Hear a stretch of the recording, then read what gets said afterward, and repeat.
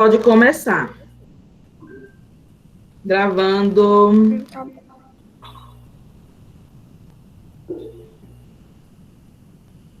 Boa noite, gente. Todos e todas sejam bem-vindos e bem-vindas. Tá todo mundo vendo? Sim.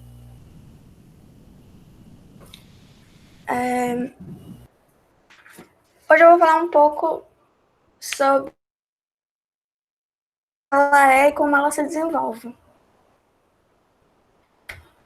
Eu me baseei no artigo A Pesquisa Colaborativa como Método no Contexto da Educação Inclusiva, de Tamires Pereira Carvalho e Célia Regina Vitaliano. O que é? A pesquisa colaborativa é uma prática conjunta entre o pesquisador e o professor, que busca o desenvolvimento profissional por meio da reflexão e problematização da sua formação e prática, visando atender suas reais necessidades de formação. O pesquisador, por sua vez, desenvolve-se neste processo, ampliando seus conhecimentos pessoal e profissional, além de contribuir com um novo conhecimento científico. Essa pesquisa, ela promove a discussão e a problematização entre partes. Ela vai aproximar o professor e o pesquisador, a escola e a academia. E, através disso, vai promover um processo de compreensão, interpretação e transformação das realidades sociais, porque valoriza principalmente a colaboração e a reflexão crítica. E como ela se desenvolve? Seguindo os pressupostos de Ibiapina, a emancipatória, que por sua vez tem como objetivo transformar os espaços escolares em comunidades críticas com professores reflexivos que problematizam, pensam e reformulam suas práticas a fim de favorecer sua emancipação profissional. Durante a pesquisa, todos os partícipes vão ter voz e vez por todo o processo. E com isso, quem está participando é levado a refletir sobre a sua prática pedagógica e a transformá-la, e dessa forma também transformar a si próprio. Porque quando há o diálogo entre as duas partes, ou mais, se apresentam vivências diferentes. E com isso é possível entender as limitações. E quando se entendem as limitações, é muito mais fácil lidar com elas. Então, basicamente, ela se desenvolve através da discussão e da problematização. E, para resumir uma palavra, através da colaboração. E é isso. Obrigada. Acho que agora o Miguel vai falar.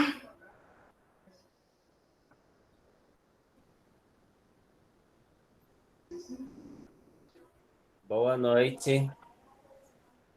Nasa, por gentileza, coloque aí o... Sim, boa noite. Tá lindo, os cabelos estão belos. Eu abri a câmera agora e digo, vixe, tem algo... Deixa eu abrir o livro aqui rapidinho, que tem umas informações que eu vou precisar. Muito bem. Depois a gente. Vamos fazendo as anotações, gente, para a gente fazer os comentários e aí tentar elencar o que a gente está fazendo aqui nesse projeto de extensão. A galera já está vendo aí, né? Sim, já tem 15 pessoas. Pronto. Tá no final da referência, pode colocar lá no comecinho. Ah, tá. Deixa eu voltar aqui.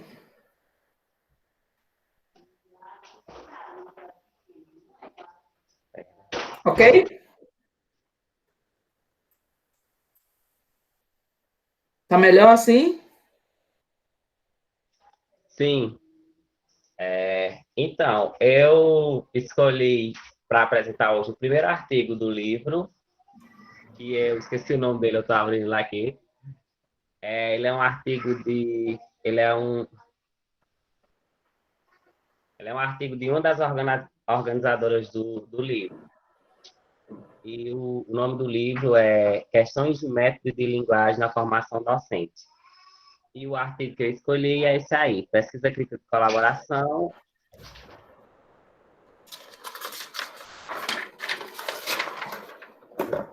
Escolhas epistemolometodológicas na organização e condução de pesquisa de intervenção no contexto escolar. falar assim da minha experiência com o livro. O livro tem muita informação, tem muita coisa boa. Porém, a linguagem dele eu achei um pouco difícil para mim. Daí foi um pouco difícil de fazer um fichamento. Mas eu resolvi mostrar a importância da pesquisa colaborativa de intervenção enquanto transformadora do contexto de aprendizagem, buscando promover o conhecimento através de métodos de confrontar ideias, para formar o senso crítico e promover relações entre os sujeitos.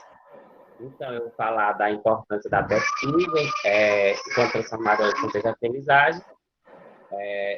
Vou falar de como promover o conhecimento através dos métodos de confrontar ideias e falar sobre o senso crítico e relações entre os sujeitos.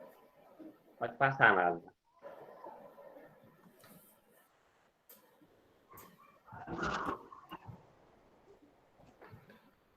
Pode passar também. Esse artigo ele aborda a organização e desenvolvimento de pesquisas de intervenção no contexto escolar e em projetos de pesquisa, como fundamentais para a criação de espaços de produção colaborativa e crítica, transformando valores, conceitos de ensino e aprendizagem e desenvolvimento, trabalhando regras de divisão do trabalho que organizam as condições sociais, culturais, éticas e políticas, quanto ao pensar e agir específico de cada comunidade escolar. Primeiro, por que é importante levantar essas questões? Porque na nossa cultura escolar existe uma instabilidade educacional que reduz e individualiza as metas e propostas de agir, conhecer e produzir conhecimento. E também porque as ações de discursos valorizadas nas práticas diárias de sala de aula, que estão embasadas em uma compreensão reducionista e individualista, no que diz respeito a agir, conhecer e produzir conhecimento. Dessa forma, nós devemos trazer para o contexto escolar instrumentos que possibilitem aos participantes um novo modo de olhar. E esses instrumentos, eles não podem excluir os indivíduos, e sim acolher. Pode passar, Nada.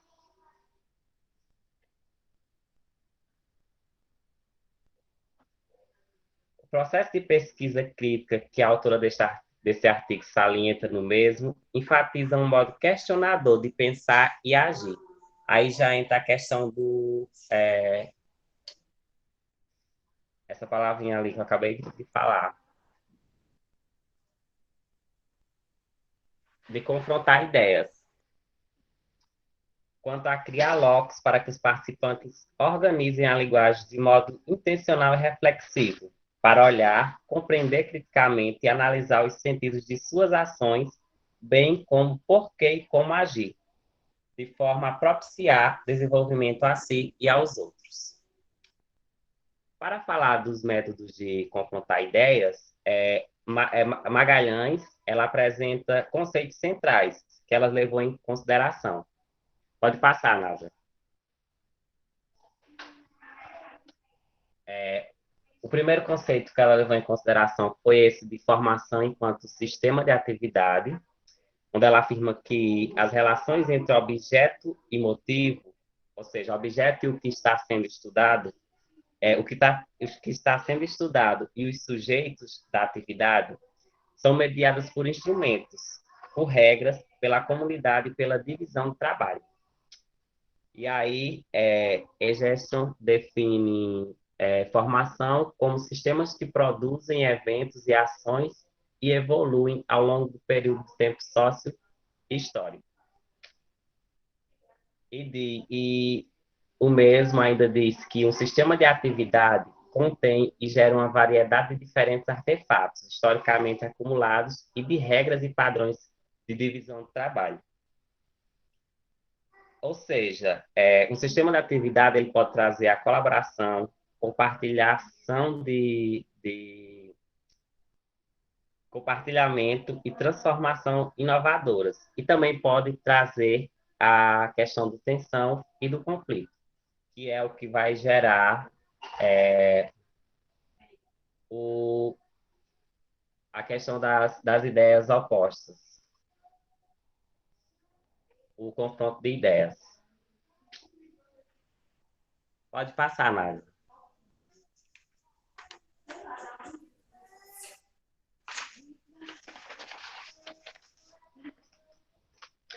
Essa questão de confrontar ideias por meio do questionamento é definida por Magalhães e Fidalgo como uma organização argumentativa tipificada do processo reflexivo do ensino e de aprendizagem.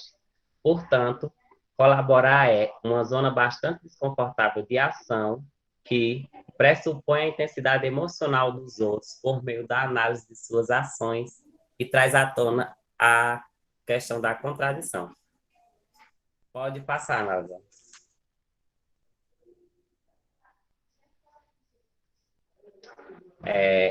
Assim, construir confiança e confrontar ideias, eles caminham juntos para desafiar significados cristalizados, nossos e de outros, quanto a agir e em contexto de formação e de pesquisa.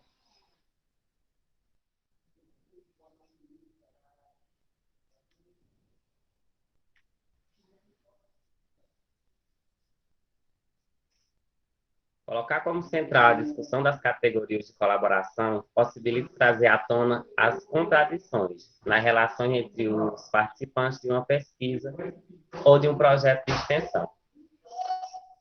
Como aponta Edwards, trata-se de examinar a agência relacional como modos de trabalhar com outros para alinhar pensamentos e ações de um com aqueles de outros, para compreender problemas e práticas e responder a essas interpretações.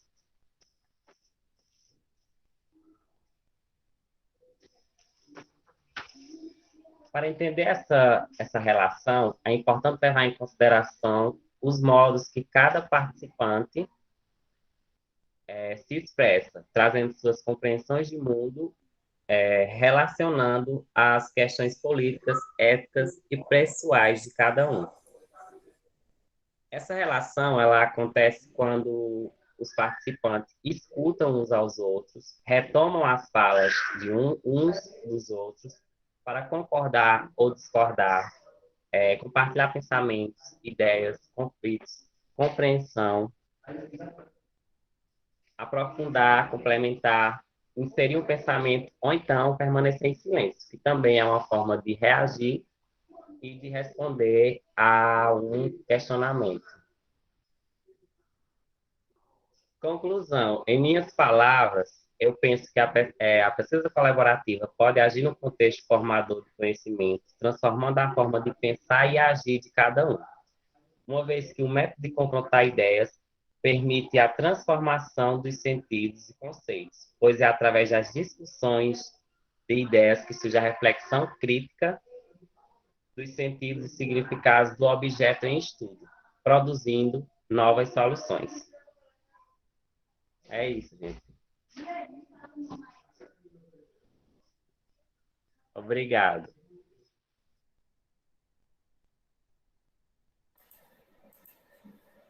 Por nada, eu já tenho uma pergunta aqui. Vocês vão fazendo a de vocês para a gente ir discutindo. Qual a relação que a gente vai colocar em relação a esse material que estão trazendo com o nosso projeto?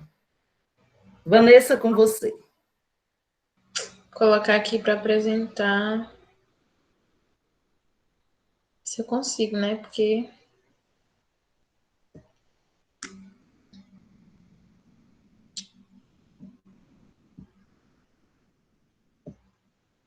vá, meu pai. Peraí, viu, gente?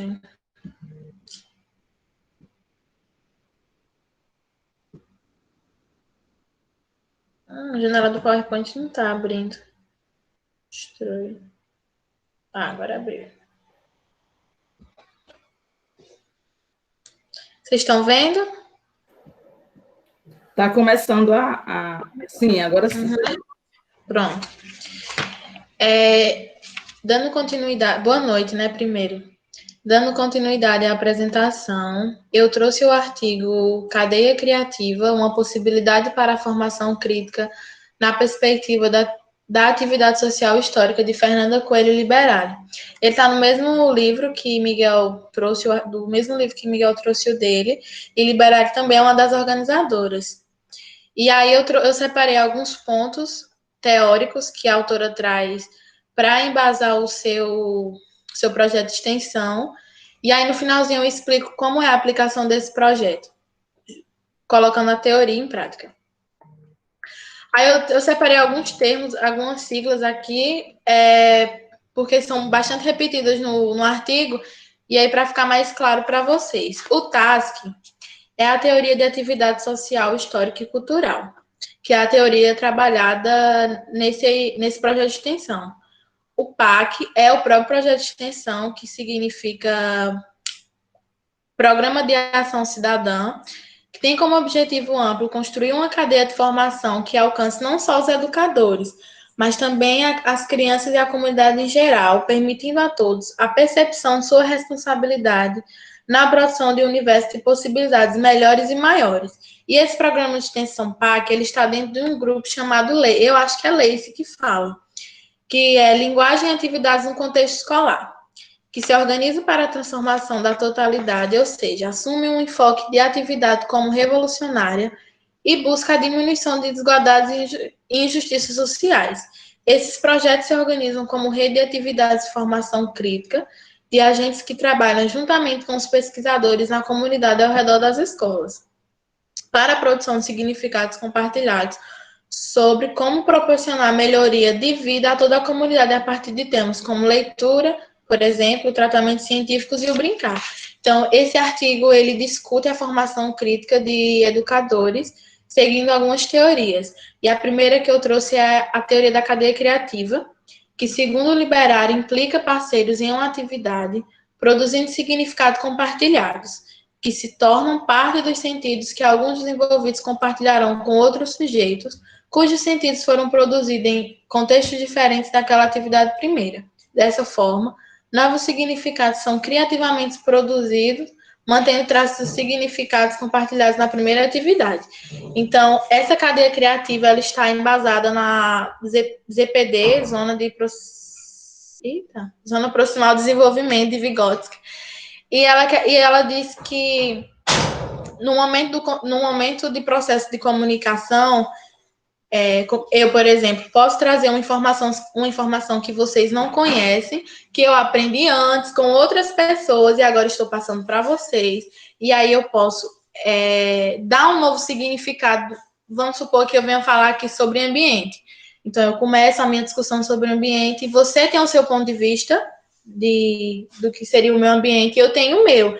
E aí, conversando, eu posso ou aumentar o significado desse assunto para você, ou ressignificar ele todinho. E aí você, em outro contexto, com outras pessoas falando sobre a mesma coisa, faz o mesmo. Então, cria-se uma cadeia. E aí, nesse processo de cadeia criativa, a gente tem em paralelo o processo de argumentação, que coloca em xeque os contrastes de cada discurso. Miguel falou sobre essa questão do contraste, de apresentação de ponto de vista, e aí a argumentação quem nos permite dar continuidade a essa cadeia. Eu apresento meu ponto de vista, você refuta o que eu falei, ou você concorda comigo, e aí a gente cria essa cadeia. Na cadeia, portanto, a negociação vivida por meio dos processos argumentativos permite a produção criativa de significado pelo ponto de vista da própria pessoa, com a influência do contexto social. Desse jeito, cada pessoa se torna um subconjunto de possibilidades humanas, pois só pode se apropriar de uma fração das possibilidades oferecidas pelo social. Nesse aspecto, a cadeia criativa produzida na argumentação retoma a história, dando suporte e restringindo o progresso e desenvolvimento cultural de ideias, atitudes e ações. Ou seja, é por meio dessa cadeia criativa e desse processo de argumentação que a gente retoma a história de quem fala e, a partir desse processo, a gente molda as questões culturais, a nossa vivência, das nossas atitudes e ações. E aí ela traz outro ponto, que é a questão da linguística aplicada e a TASC. A linguística aplicada, segundo ela, se constitui como um estudo de ação humana em contextos variados por meio de diferentes áreas do conhecimento, para a observação de como a linguagem realiza e media tais ações. Além disso, almeja transformações por meio da linguagem, das condições de justiça dentre as quais os sujeitos circulam. Na sua perspectiva aplicada, não tem nada a ver com a aplicação de conhecimento linguístico, mas sim com a transformação aplicada das condições sociais a partir da análise e compreensão e redimensionamento dos aspectos linguísticos que se organizam nas ações humanas. Então, como a linguística aplicada ela não está só presa somente às questões eu acabei de falar, dos conhecimentos linguísticos, ela também leva em consideração de onde esse falante é, quantos anos essa pessoa tem, quais são as suas ideias sobre o mundo, leva em consideração todo o seu conhecimento prévio e toda a sua história. Por isso que ela está diretamente ligada à teoria da atividade social histórico-cultural.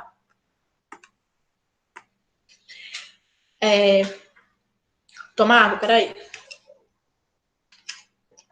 No artigo também tem a questão da visão dialética e monotista da atividade. E o que seria essa visão dialética? Os estudos têm a tarefa não de espelhar a realidade, mas de transformá-la. Entende-se as relações sociais como inteiramente interligadas às forças produtivas, que transformam o exterior ao mesmo tempo em que transforma cada um dos sujeitos. Eu não sei se vocês conhecem, mas tem um texto de Vinícius de Moraes chamado Operário em Construção, que também traz essa ideia de, ao mesmo tempo que você opera construindo alguma coisa, você modifica o seu interior. E aí, para que isso aconteça, nós precisamos estar em contato com outras pessoas, porque quando entramos em contato com essas outras pessoas, a gente pode construir novos sentidos para coisas que a gente já conhece ou desconhece, e... Ixi, me atrapalhei agora. A gente pode construir um sentido ou restringi-lo. Por isso que é chamada de dialética. Ao mesmo tempo em que a gente pode expandir um conhecimento, a gente restringe. E aí eu trouxe como exemplo, semana passada, a professora convidou a professora Elizabeth para falar sobre o que seria literatura desmontada. Talvez alguns já tivessem até uma ideia do que fosse, ou já tivesse até ouvido falar, mas não tinha uma ideia concreta ainda, pelo que eu percebi, né? Então, o que a professora Elizabeth faz? Ela age nesse processo de cadeia criativa, junto com visão dialética. Ela traz o conceito de literatura desmontada, a gente adequa a ideia que a gente tinha, e se a gente não tinha uma ideia totalmente correta do que seria, a gente restringe essa ideia que a gente já tinha, e a partir dela expande a ideia correta não, né? A ideia adequada do que seria a literatura desmontada. Então é assim que a visão dialética funciona. Ela pode restringir um sentido para a gente, ou ela pode expandir. E o que seria a colaboração crítica? Podemos dizer que a colaboração crítica se refere à prática dos docentes em seu contexto sócio-histórico e cultural, na relação com os outros, a maneira como ele compreende sua atuação e os motivos que regem sua prática social e a construção da prática educativa. Resumindo, a colaboração crítica seria todo esse aparato teórico que eu trouxe, a cadeia criativa, a visão dialética e a questão da linguística aplicada, junto com a teoria da atividade social. A colaboração crítica seria a prática disso tudo. E aí, para comprovar, eu vou parar a apresentação aqui, acabou. Para comprovar que essa teoria ela daria certo na formação de professores, essa professora, a autora, quer dizer, a Liberale, ela junta um grupo de professores de uma escola de ensino fundamental, e aí pega alguns professores, acho que, se eu não me engano, o diretor e o coordenador pedagógico. E aí, no primeiro encontro, ela pergunta para ele, o tema é o que é leitura. Então, a partir daí, todos os professores vão ter que dar o seu, como é que diz? A sua visão do que seria a leitura. E aí, nesse processo, várias visões são apresentadas. Alguns concordam com o que a primeira professora falou, outros não. E aí começa essa cadeia criativa. E aí ela traz essa questão da cadeia criativa com formação, porque todo mundo que trabalha na educação sabe que, às vezes, a formação pedagógica ela não consegue alcançar a realidade das escolas, da sala de aula e da comunidade. Então, a cadeia criativa seria uma proposta para se levar uma proposta de formação para fazer com que as pessoas, os professores, os alunos e os pais entendam que cada um tem um processo, tem um papel nesse processo de cadeia criativa, de responsabilidade, tanto dentro das escolas quanto fora. E é isso.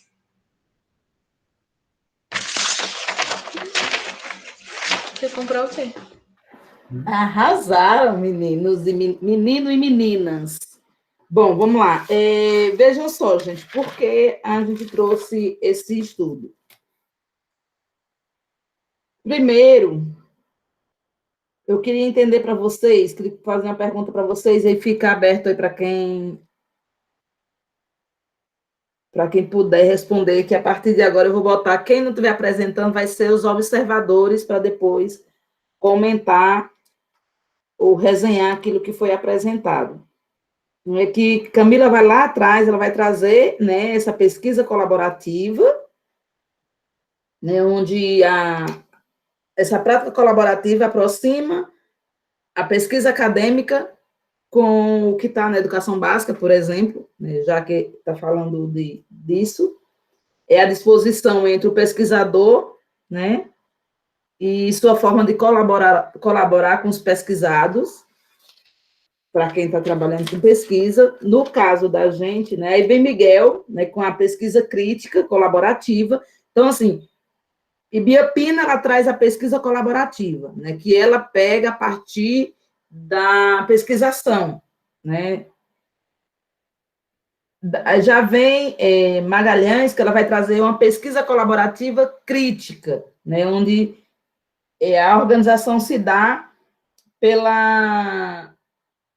pelo confronto entre método e o confronto das ideias. E aí vai começar a construir a partir da colaboração dos sujeitos participantes, né, dessa pesquisa, relacionando sempre o trabalho colaborativo no processo desenvolvido. E aí vem Vanessa com a cadeia criativa. Né? E aí eu quero perguntar para vocês, né, que é essa possibilidade de formação crítica e de, como ela colocou aí o exemplo da palestra da semana passada, que dali você criou novos significados dentro dessa colaboração crítica.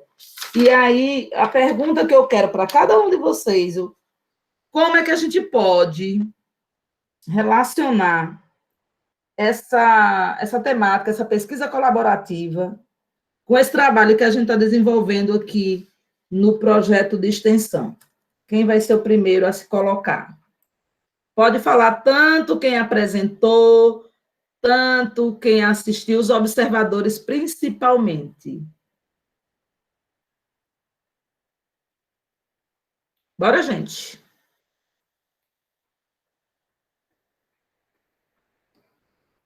Que relação a gente pode estabelecer entre essa discussão que os meninos estão trazendo, o menino e as meninas, e o trabalho que a gente está desenvolvendo aqui nesse projeto?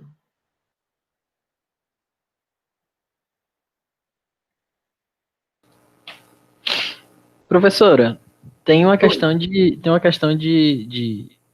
cultura de pertencimento, né, que a gente faz esse trabalho das escritas, e entender essa escrita juvenil e levar isso para dentro de sala de aula é uma construção para a gente enquanto professor, uma construção da nossa metodologia que a gente aplica dentro de sala de aula, que você traz bastante para a gente, isso de botar o aluno para escrever, botar ele para ser atuante, não para ficar também, não somente, mas também só ficar lendo clássicos e livros, mas botar para escrever, botar para fazer um soneto, botar para fazer um poema, uma resenha, o que quer que seja. É muito importante essa construção na metodologia da gente, enquanto professor, futuros professores. Quem mais complementa? Aparecida. Eu acho que também tem essa questão de... É uma pesquisa da faculdade que trabalha diretamente com alunos do ensino público que ainda fazem parte do ensino médio.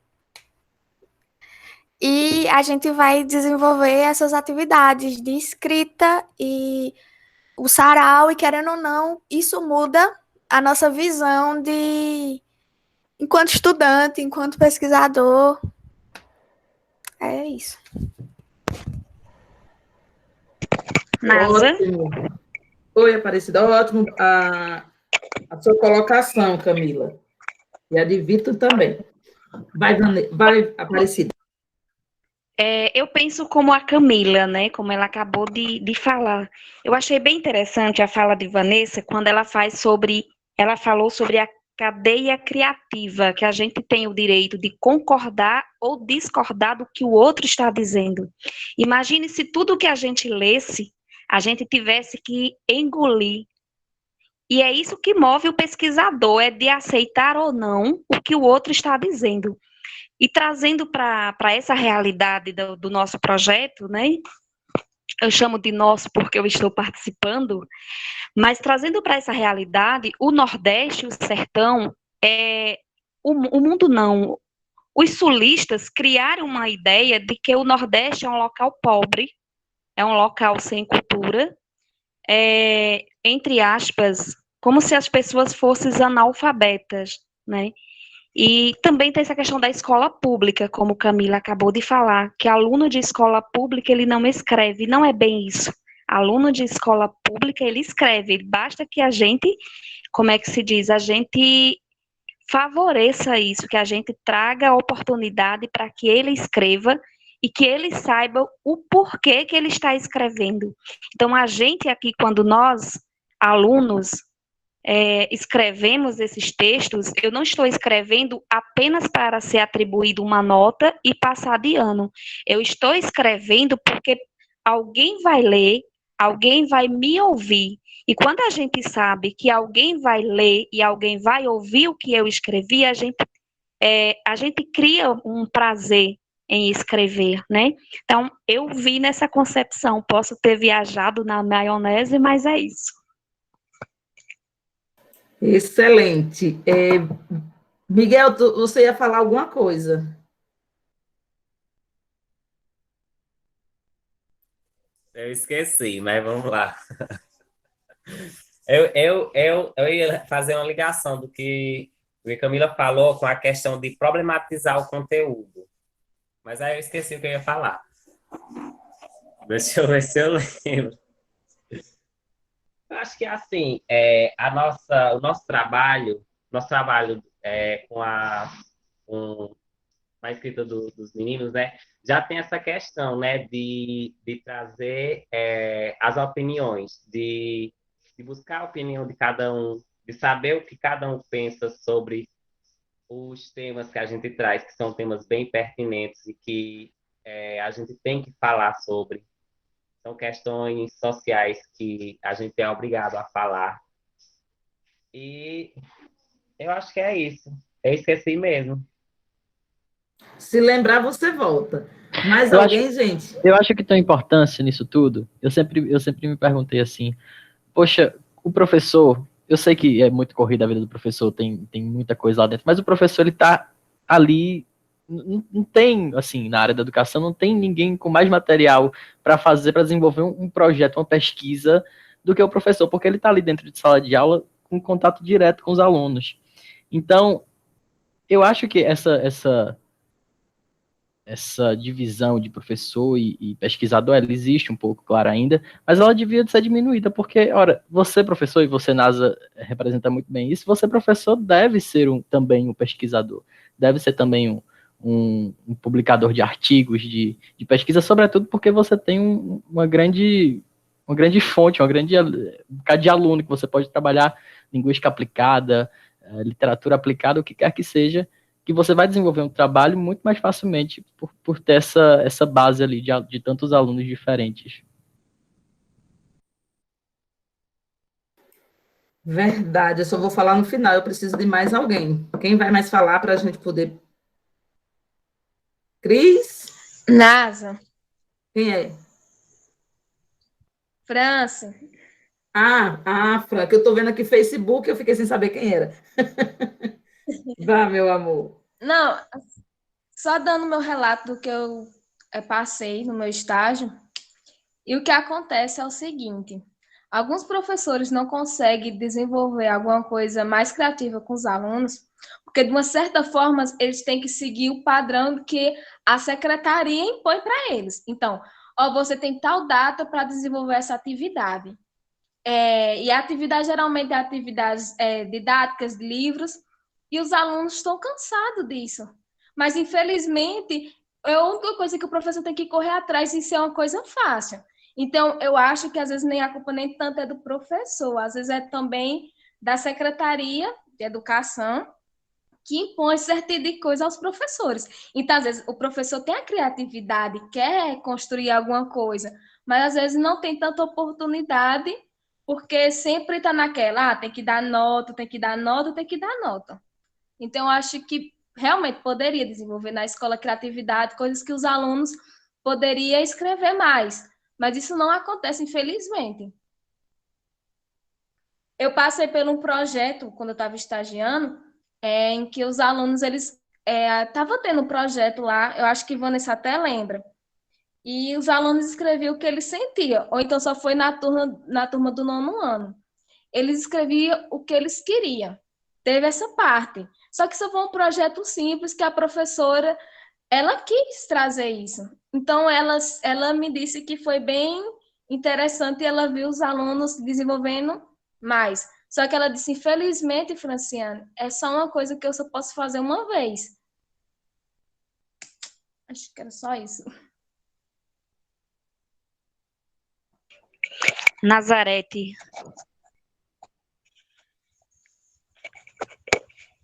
Pode falar, pode falar. Esse trabalho que os meninos acabaram de apresentar me fez lembrar do tempo de faculdade, já faz um bom tempo, viu?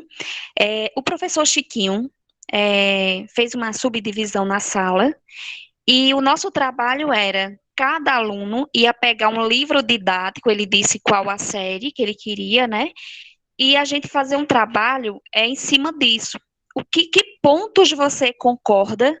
Que pontos você discorda do autor ou da produção? A gente sabe que o Brasil é enorme, ele é diverso, a cultura é bem diversificada. Os livros foram produzidos no Sul. Como que a linguagem do Sul, que linguagem eles utilizaram para acolher os alunos por exemplo, do Nordeste? Então, as palavras, por exemplo, tangerina, aqui, o nosso aluno, ao escrever uma atividade, ele sabe que o nome é tangerina, mas no livro não está tangerina, no livro é mexerica. E o aluno daqui do Nordeste, muitos não sabem o que é mexerica. Essa semana mesmo, a minha prima ficou louca, me perguntando, Cida, o que é isso? E eu também não soube, porque a linguagem não era daqui, era uma linguagem de fora. Então, essa questão que eu achei bem interessante, eu vou ler, eu vou pesquisar, que eu estou perdida, da cadeia criativa, né? Do que você concorda, do que você discorda. Eu achei bem interessante, e parabéns aí para os meninos, Vanessa, que trouxe esse ponto, eu achei maravilhoso. É isso. Mais alguém? Eu quero falar. Obrigada, Cida, de novo, né? Ela falou do parabéns 2 vezes, então foi bom mesmo, viu? Francinha falou sobre isso, da questão da secretaria, dos professores, e aí a gente leva em consideração o tempo todo os pais, a escola, o Estado está procurando um bode expiatório para colocar a culpa em alguém. E aí, eu não lembro se foi nesse artigo que eu li, porque eu li uns 4, ou foi em outro, mas mas eu acredito que tenha sido nesse, não importa, eu li e eu tô lembrando. Sobre a questão da leitura, e aí os professores começaram a discutir. Isso eu acho que era uma escola particular, e eles estavam, assim, com uma dificuldade enorme também. E aí a professora começou a falar, porque os pais não influenciam, porque os alunos não querem, aí a gente se vira, se dobra, e mesmo assim eles não se interessam. E aí, uma hora, um jogava a culpa nos alunos, outro jogava a culpa em tal coisa, e aí, pelo que eu entendi da colaboração crítica, e levando em consideração esse contexto, a colaboração crítica seria justamente para mostrar para todo mundo que cada um tem uma responsabilidade. Então, se o aluno não lê em casa, não é culpa do professor, é culpa do pai, que provavelmente não tem como acompanhar. E não é nem culpa, assim, né? Porque são N motivos para que o pai não consiga acompanhar. Mas uma situação normal que o pai ele possa acompanhar o filho e ele não acompanha, não é culpa da escola que o aluno esteja rendendo leitura, é culpa do pai. Então, a colaboração crítica, ela mostraria tanto para a comunidade, tanto dentro da escola quanto para a comunidade que está ao redor, que todo mundo tem uma responsabilidade nesse processo de criação de sentido. E eu acho que daria super certo, só que eu vou falar assim, eu acho que é um pouco utópico ainda, que ele está um pouco distante, porque é recente, não é que ela seja complicada, mas é difícil trabalhar com pessoas, e você trazer uma proposta dessa, eu acredito que seria um pouco trabalhoso, mas que é uma boa proposta, com certeza é. Eu amei, assim, eu comecei a olhar, achei que eu não ia gostar, mas foi só acrescentando nos meus pensamentos, né? Tipo, nas coisas que eu já criando significado, né? Já foi a teoria e prática tudo ao mesmo tempo. Eu gostei bastante. Ai, que bom, que bom. Ana Aisha, quer falar alguma coisa? Você, enquanto estudante de escola pública, e Vitória, né, enquanto processo aí que passou pela educação pública, para o ensino médio, querem se colocar?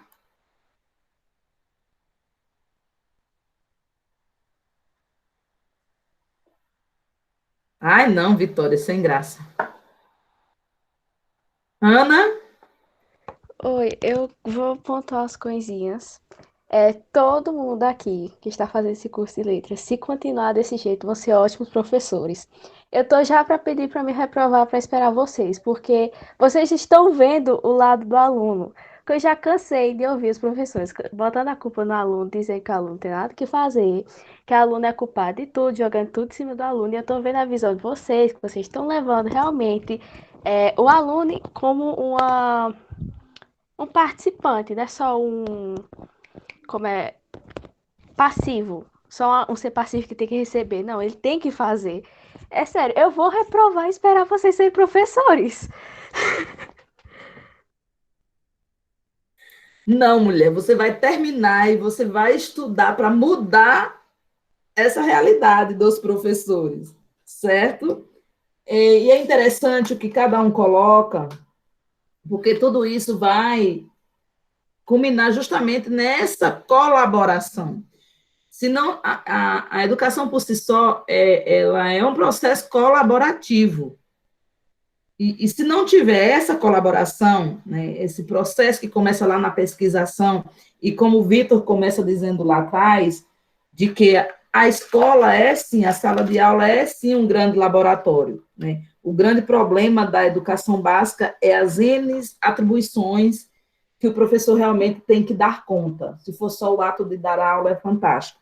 Mas, infelizmente, não é uma burocratização muito grande, né? É uma preocupação muito grande em quantificar a coisa, que a qualidade acaba ficando em segundo plano.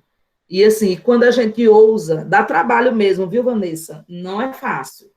Né? E dá trabalho e custa dinheiro, porque você tem que investir, se quiser um resultado mais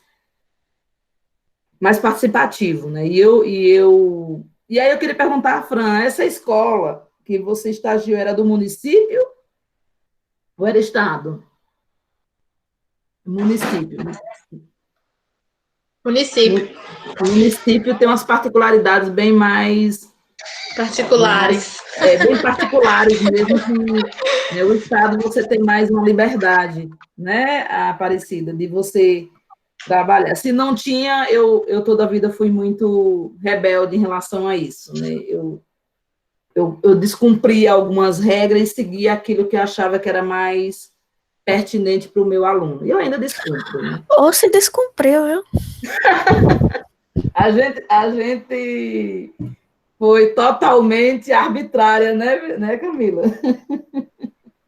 Então, mas é preciso, ou o professor tem essa ousadia de ousar, ousadia mesmo no sentido de ousar, né? E se dispor a fazer um trabalho colaborativo, e aí você pensar a sua sala de aula enquanto processo enquanto laboratório de pesquisa, né? Aí, se não for assim, se você se enquadrar o sistema, já era. Você só vai cumprir o que o sistema estabelece.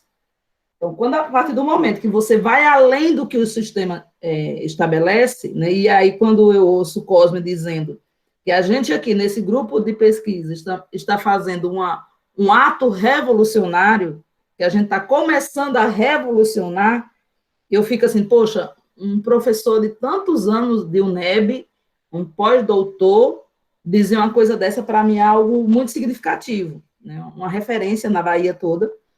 E aí eu acho que acho que vocês, principalmente, estão fazendo esse ato acontecer. E é por meio da colaboração. Onde é que entra a colaboração aqui no nosso grupo de extensão? Não é de pesquisa, mas é de extensão, que pode vir ser um projeto grandioso de pesquisa.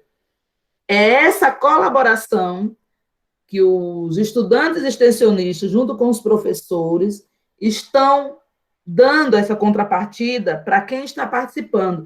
E quem está participando também colaborando com esse processo de construção dessa escrita aí criativa, dessa escrita. Então, a gente está criando conceitos, a gente está ressignificando algumas teorias, né? Por isso que é importante esse momento de discussão, para a gente fortalecer e compreender, não só simplesmente pegar e escrever por escrever, mas escrever porque tem um sentido, porque a gente precisa compreender essas marcas que a gente traz, porque a gente precisa aprender. E aí, hoje, quando eu estava aqui ligando o computador, eu estava pensando, o pessoal está dizendo que as aulas estão paradas, né, e que o ano está perdido, que o período está perdido. Mas eu olhar as discussões que a gente já fez do começo até agora, o tanto de conhecimento que a gente já desenvolveu, que a gente já construiu, tanto de texto que a gente já produziu, que a gente já apresentou, que as pessoas estão falando por aí, isso talvez um ano de educação básica não daria.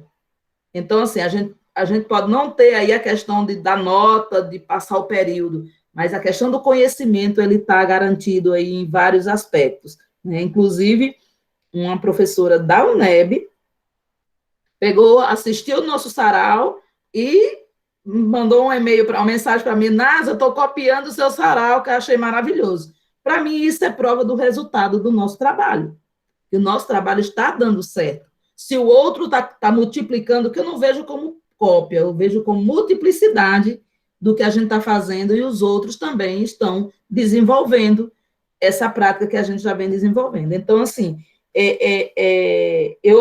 quando eu pedi para o pessoal ler e apresentar, é porque quando eu olho para esse grupo, eu vejo a pesquisa colaborativa, eu vejo esse processo da cadeia criativa que Vanessa trouxe, eu vejo Ibiapina, que fez parte da minha pesquisa de mestrado, eu vejo a pesquisa colaborativa crítica de Magalhães, quando a gente traz teóricos, quando a gente traz pensadores, quando a gente traz professores pesquisadores para discutir sobre os temas que a gente está desenvolvendo. Que, por sinal, dia 25, a gente vai até combinar isso agora, Simão Pedro, né, vai falar sobre a literatura popular, né, e essa questão do ser nordestino. Ele botou na terça, então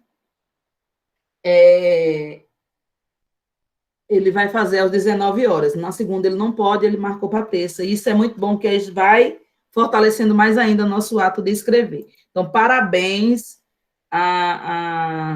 aos três aí que se colocaram grandiosamente, e aos observadores que fizeram excelentes colocações. Eu vou tirar agora a gravação, porque a gente vai tratar agora de coisas mais específicas,